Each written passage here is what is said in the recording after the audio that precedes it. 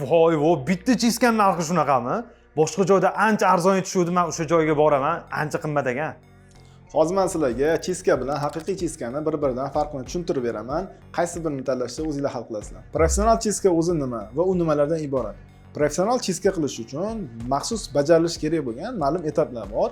Fotoprotokol juda muhim bo'lib, birinchi navbatda bu yuridik hujjat o'rniga o'tadi, ikkinchi navbatda esa bemorlarga tushunarli bo'lishi uchun, yaxshi ko'rinish uchun ham rasmga olinadi. Maxsus kraskalar yordamida og'iz bo'shlig'idagi yig'ilgan toshlar yoki masalan mikroorganizmlar, yig'ilgan qarashlarni ko'rsatib berish. Ya'ni bunda vrach vizual yaxshi ko'rishi uchun maxsus bo'yoq yordamida bo'yiladi va o'sha rang ketmagunicha yaxshilab tozalanadi. Ana endi professional chiskani muhim etapiga yetib keldik. Ya'ni maxsus natriy gidrokarbonat parashoklari yordamida tishdagi mayda qarashlar yoki bo'lmasam toshlar maxsus bosim yordamida Yemes apparatida suv aralashtirib tishga xuddi mashinani yuvadigan karchaga o'xshab yo'naltiriladi va tishlar 100% to'liq tozalanadi. Ultrazvuk yordamida tishlardagi toshlarni tozalash.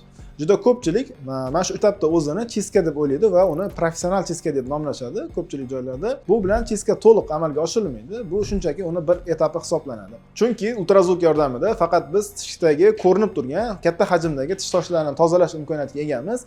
Undan kichkina bo'lgan milklar orasidagi yoki milk ostidagi tishlar orasidagi qarashlarni, mayda toshlarni u bilan tozalashning deyarli iloji yo'q. Natijani esa o'zingizlar ko'rishingiz mumkin.